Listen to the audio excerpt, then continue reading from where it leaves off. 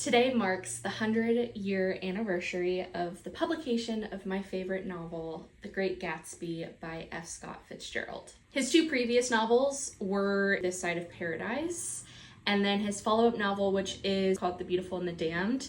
And it's supposed to be about him and Zelda's tumultuous relationship. He would go on to write two more, one unfinished at the time of his death, and they were all published with Scribner's in New York City. But he was mostly known in that time for his short stories, which are largely what he made his living off of. Gatsby did not become the icon of classic American literature that we know it as today until long after Fitzgerald's death. It really gained its popularity when it was republished as an armed services edition, and Fitzgerald died believing himself largely to be a failure and really didn't get to see the impact that Gatsby has had on the world. Since then, The Great Gatsby has become a staple in high school curriculum, and a lot of people view it as an easy way to dip your toes into the classics. I read Gatsby for the first time in the 8th grade and fell immediately and deeply in love with Fitzgerald's sweeping lyricism, the tragically beautiful elements of his story that I myself, as a hopeless romantic, cannot help but be entranced by, but most importantly by F. Scott Fitzgerald himself and his story and the legendary figures that he was surrounded by.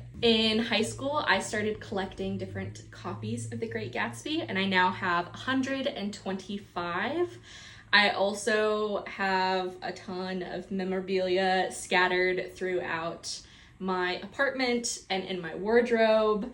And I also started adding any of his usual haunts to my bucket list items for traveling. And since then have traveled to he and his wife Zelda's grave sites in Rockville, Maryland, to their former home in Montgomery, Alabama, which now serves as the world's only Fitzgerald Museum, and it's also an Airbnb where you can sleep, to Princeton University and the University of South Carolina, where they have extensive library collections of his letters, his photographs, some of his favorite items, and to Shakespeare and Company in Paris. All of these travels were to educate myself further on my favorite writer and his beloved Zelda, but more often than not it's just because I don't think that there's a more magical feeling in the world than realizing that the heroes that we have, artists that we look up to and relate so deeply to,